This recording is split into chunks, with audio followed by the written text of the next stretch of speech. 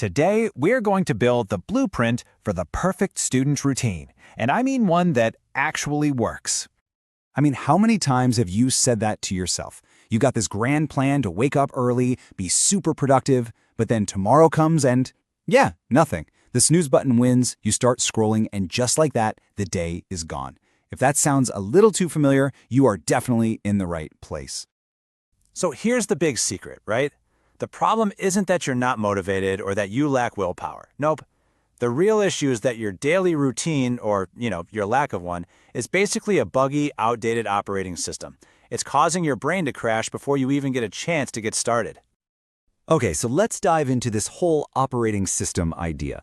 Look, most students don't fail because they aren't smart enough. That's not it at all. They fail because they have no idea how to structure their time. They just swing from one extreme to the other, either overworking themselves into total burnout or underworking and falling way behind.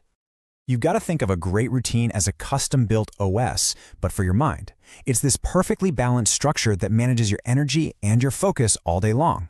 What that means is you never have to rely on those feelings of motivation that just come and go. It's what keeps you consistent, it's what keeps you sharp, and it's what stops those mental crashes from happening. In this quote right here, it just nails it. You're not always going to feel like studying. Come on, let's be real. Motivation is fickle. It comes and goes. But a really well-designed routine, that's your operating system, it couldn't care less how you feel. It just carries you through with pure discipline and structure, making sure you get the work done no matter what. All right, so let's get to it. Let's build this new operating system, and we're going to start with the most critical part of the day, the morning. Seriously, this is where you have the power to win the entire day before most people have even had their first sip of coffee. The perfect morning OS? It's built on 4 really simple pillars. And listen, this isn't about some complicated checklist. It's all about the sequence. We're going to start with calm, not chaos. Then we connect the body to the brain. We fuel up, and only then do we dive into the most important part, a solid session of deep, focused work. Now, what's really key here is that don't. The single biggest mistake students make is grabbing their phone the second their eyes open. That's literally like inviting 50 strangers into your room to just shout in your ear. No. Instead, you got to start with calm. Drink some water, open a window, let that natural light pour in.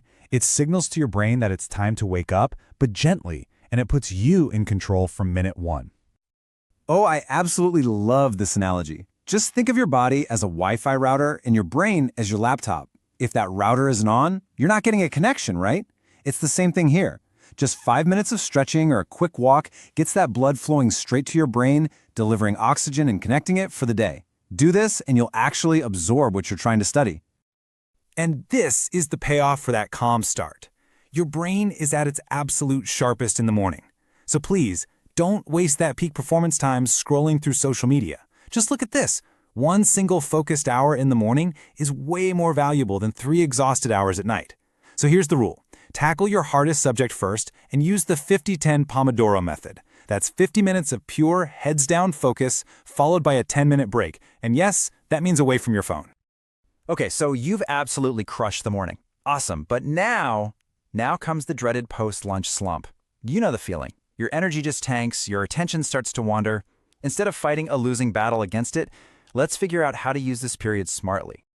It's so easy in afternoon classes to just become a passive learner, right? You're just sitting there, kind of hoping the information will magically stick. That's like tossing seeds onto bone-dry ground. Nothing's going to happen. But active learning, well, that's like carefully planting those seeds. You actually engage with the material, and that's when understanding really starts to grow. So how do you actually become an active learner? It's pretty simple. First, stop trying to copy what the teacher says word for word. That's just transcription. Instead, process it and write your notes in your own words. Second, ask questions, even the small ones. And third, and this is a game changer, take just 2 minutes after class to summarize the main points. This tiny little habit is like learning the material twice with almost no extra effort. To really beat that slump, here's the strategy. Start with a light, nutritious lunch. A heavy meal is just going to divert all your energy to digestion. Then you got to hit the reset button. A quick 15-minute power nap or a walk outside is perfect. And finally, use this lower energy time for hands-on stuff, like solving practice problems or making flashcards. Don't try to tackle heavy new theories when your brain's not at its best. And now for the final piece of our OS upgrade. The evening and night. This isn't just about winding down. It's about strategically setting up tomorrow for success. It's crucial. Okay, so after a long day of mental work, your body is screaming to move. Just 20 minutes is enough to reset your energy. Next, you need to switch gears completely.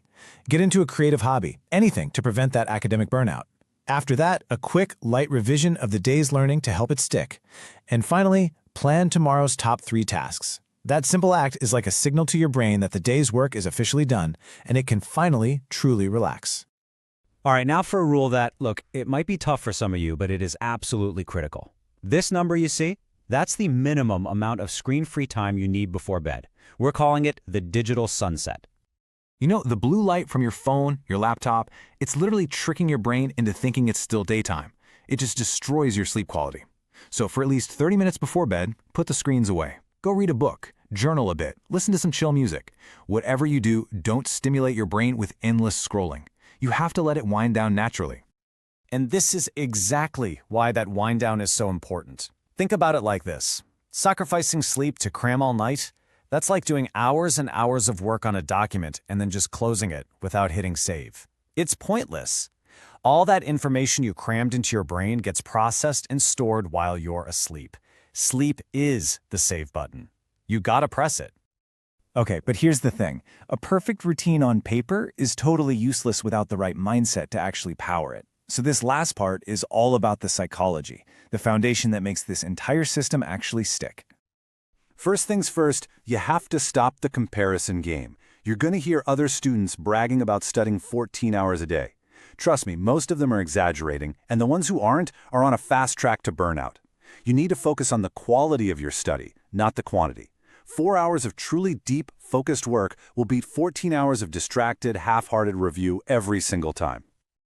And that brings us to what might be the ultimate rule of this whole system.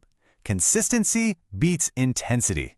It is so much better to study for a solid 4 hours every single day than it is to pull some crazy 12-hour session and then do absolutely nothing for the next 3 days. It's those small, daily efforts that build powerful momentum and lead to real, lasting knowledge.